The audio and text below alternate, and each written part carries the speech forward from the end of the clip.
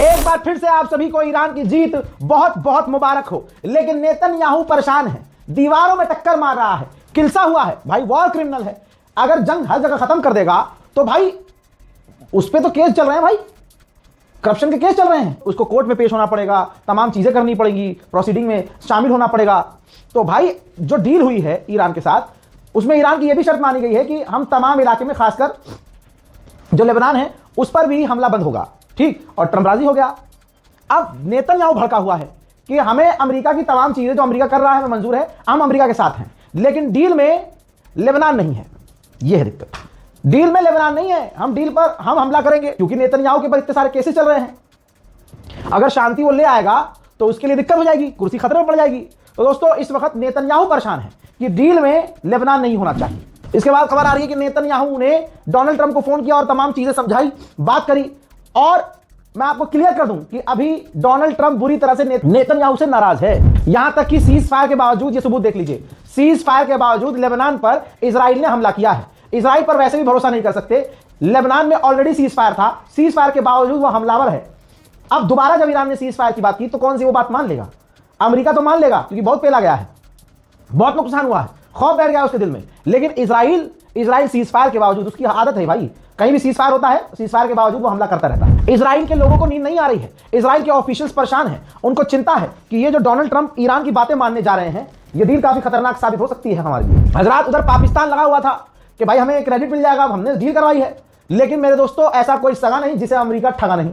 भाई पाकिस्तान लगा पड़ा था, अब हुआ क्या? डोनाल्ड ट्रंप ने इस डील का पूरा क्रेडिट चाइना को दे दिया है और कह दिया कि ईरान को मनाया है, प्रेशराइज करके, प्यार से, प्रेशर देकर, समझाकर, मनाकर, ये तमाम क्रेडिट चीन को जाता है कि जो डील हो गई है, ट्रंप बोल दिया ये, और पाकिस्तान गोप हो गया। ये कोई बड़ी बात नहीं है कि अमेरिका जीत। अबे भाई डोनाल्ड ट्रंप तो बेचारा 15 दिन पहले से जीत का ऐलान करता आया है। अब जब रो के सीज फायर हुआ है, माना है, अमेरिका ने तमाम शर्तों को मान लिया है, 10 के 10 शर्तों को मान लिया है, तो भाई उसे कहने तो जीत गया वो बेचारा, छोटा, उसका दिल में रख लो यार। तो डोनाल्ड ट्रंप ने कहा है कि ये पूरी तरह से हमारी जीत है। अब सिर्फ एक बात पर आ जाओ, यही डोनाल्ड ट्रंप 20 दिन पहले कह रहा था कि ईरान को बिना शर्त घुटने पे आना होगा, हार माननी होगी, बिना शर्त हमारी बातें माननी होंगी। आज की क्या तस्वीर है? बिल्कुल उलट है कि ईरान की 10 शर्तें अमेरिका मानने को राजी हुआ, तब सीज फायर हुआ। तो अब आप बताइए टोटल जीत किसकी है? वो बात अलग है कि शर्तें अमेरिका ने एक्सेप्ट नहीं की हैं, वो बात करने के लिए कल तक राजी नहीं था, लेकिन उन 10 के 10 पॉइंट पर बात करने के लिए राजी हो गया है और कई पॉइंट पर वो ऑलरेडी राजी है। तो ईरान ने पहले कह दिया है बाबू बहुत बुरा पेलेंगे अगर कोई भी गलती करोगे। उधर इराक के भी जो ईरान समर्थक लड़ाकू संगठन है, उन्होंने भी अगले 2 हफ्ते के लिए सीज फायर कर दिया है और अब वो हमला नहीं कर रहे हैं। मेरे दोस्तों, जनाब खामनाई की एक लाइन थी कि हम दुश्मनों को घुटने पर ले आएंगे।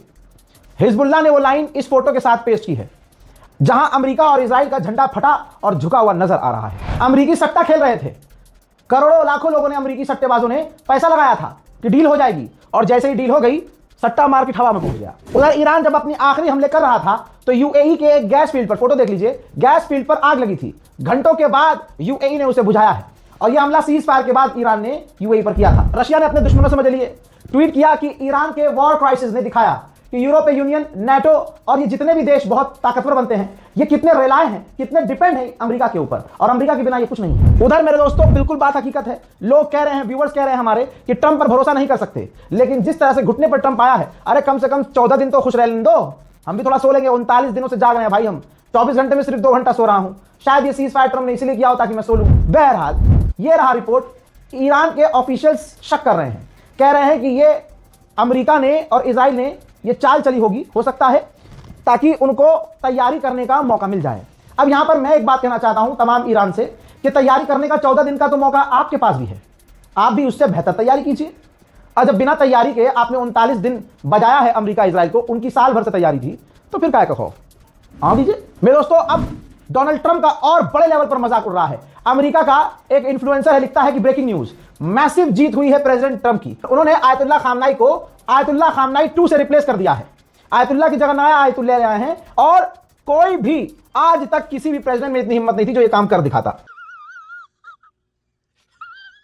वहीं भारत के अंदर जो हमारी ईरान की एम्बेसी है हमारे मुल्क में, उसने ट्वीट किया है, डोनाल्ड ट्रंप ईरान की सिविलाइजेशन के कदमों के नीचे है, और लिखा है कि bow down to the Iranian civilization, घुटने ईरान की सिविलाइजेशन के आगे टेक दो। इधर देखिए, बल्गेरिया ने पहले ट्वीट किया था कि I can't breathe, strait of Hormuz में ट्रंप की गर्दन फंस गई।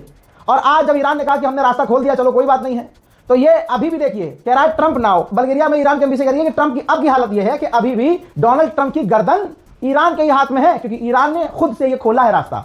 कोई हमला थोड़ी किया गया है स्ट्रेट ऑफ हॉर्मुज पर, और वो जब चाहे कभी भी दबा देगा गर्दन, जब चाहे स्ट्रेट ऑफ हॉर्मुज फिर बंद हो जाएगा।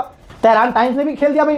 तेहरान टाइम्स ने एक कार्टून पोस्ट किया है कि अमेरिका का झंडा फटा पड़ा है, डोनाल्ड ट्रंप का बहुत चीज फटा हुआ है, ईरान की मिसाइलें ट्रंप के आगे है, ट्रंप के पसीने छूट रहे हैं। ये तमाम चीजें देखने के बाद डोनाल्ड ट्रंप के हाथ में पीस का झंडा है। इन तमाम चीज में पाकिस्तान का रोल सिर्फ दलाली वाला रहा है, खासकर आसिम मुनीर और पाकिस्तान के प्रेसिडेंट शहबाज शरीफ का। इस तरह के आर्टिफिशियल इंटेलिजेंस वाले मीम भी शेयर करके पाकिस्तान को नंगा किया जा रहा है। तरह तरह के मीम शेयर किए जा रहे हैं, जैसे ये देखिए IRGC का ऊपर ये मीम है कि IRGC को कुछ नहीं पता, IRGC बटन दबाए जा रही है और पता ही नहीं मिसाइल जा रही है, बस जा रही है, चल रही है और दुश्मन ठुके जा रहा है। एक बार फिर से मैं अपने तमाम सब्सक्राइबर्स को और तमाम उम्मत मुस्लिमा को, अपने हिंदुस्तान के तमाम हिंदू मुस्लिम सिख ईसाई भाइयों को, अपने दोस्त ईरान की जीत की खुशी की बधाइयां देता हूं, मुबारकबाद पेश करता हूं। इस रिपोर्ट को शेयर कीजिएगा और अपनी राय कमेंट सेक्शन में जरूर लिखिएगा। और इजाजत दीजिए कि अब थोड़ी सी सुकून की नींद हम भी ले लें। हालांकि लगता है ऐसा नहीं है, क्योंकि अपडेट्स अभी भी आ रहे हैं। फिलहाल के इस रिपोर्ट में इतना ही। जय हिंद।